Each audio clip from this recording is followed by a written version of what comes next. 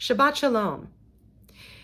What's the very first thing that you think of if I say it's a blessing and a curse?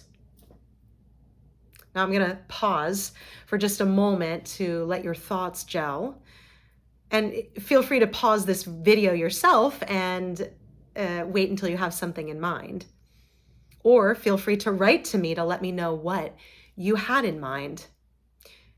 I asked this question of a colleague, and she immediately said, parenting, which made me laugh, but also made me reflect upon the curses that our parents placed on us, that you have a child exactly like you. Then we came up with a few more. Money. Money is a blessing, and sometimes it's also a curse. Being busy is a blessing and also sometimes a curse. Being needed is a blessing and a curse. Love. Love itself can be a blessing or a curse.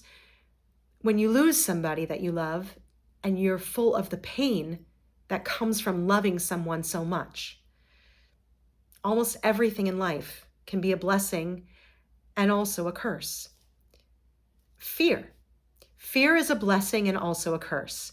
And we see this particular thing operating in our Torah portion, Ki Tisa, this week. Moses goes up the mountain to receive the tablets of the Ten Commandments and for some reflection with God on leadership of the people of Israel. And as I imagine a conversation with God might go, Moses is late coming down the mountain.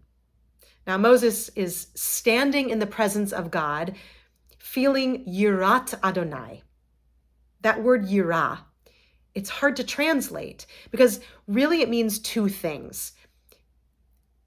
And one way to frame this word is that it is like a blessing, and the other is a little bit more like a curse.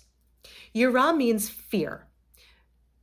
But for Moses facing God, it is the kind of fear that is also awe, heart palpitating, awareness tingling, the knowledge that you're in a moment that you want to remember every last second, every detail around you, every taste, every smell, every feeling. It's full of awe, but it's also terrifying. I'd say this is a kind of fear that is a blessing, one that makes you see more clearly and experience life more deeply. The people of Israel, meanwhile, are feeling a very different kind of fear. They're terrified because Moses has not returned when he said he would. The children of Israel have never heard the phrase that young parents say to their children, "Mommy or Daddy always comes back." Moses always comes back was not shared with the people of Israel, and they have no cell phone to text Moses up on the mountain and find out when he's coming. Remember, they have just left Egypt. They have not yet made it to the promised land. They're left there in the middle of the desert, abandoned by their leader, and they feel utterly alone, abandoned by Moses, and by proxy, God. And so they commit the most horrible act of idolatry, the worst thing that they could have done. They turn from worshiping God, the God who led them out of Egypt, out of slavery, and they build a golden calf. Fear caused them to turn from their newfound faith, from the values that they had begun to establish in the wilderness. They became a disloyal and fickle people, not worthy of the gift of wisdom that God was about to bestow upon them, perhaps. Now, Aaron too was afraid because it was Aaron who was left there to tend to the people, and it was Aaron to whom the people turned to create the idol. He tried to delay. He tried to push it off until the morning. He gave the Israelites complex tasks to do to slow down this process. He was hoping beyond hope that somehow Moses would get down the mountain and arrive quickly.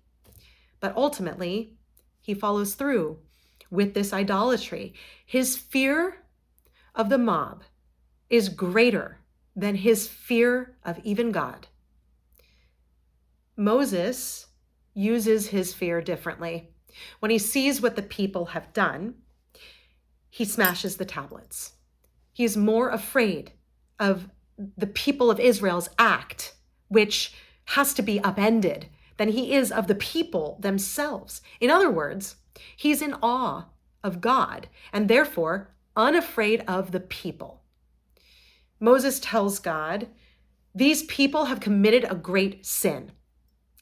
A Hasidic commentator, Yalkut Shimoni, explains that God says back, Moses, you're angry with them too? We can't both be angry.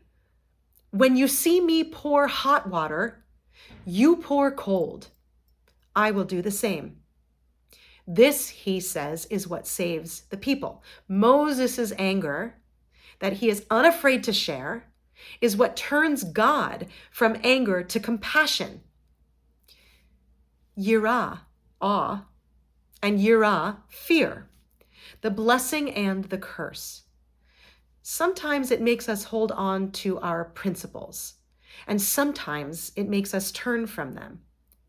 Perhaps on this Shabbat of Ki Tisa, give some thought to the way fear operates in your own life.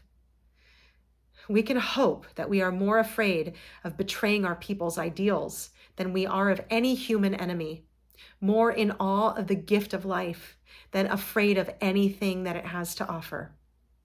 Shabbat Shalom.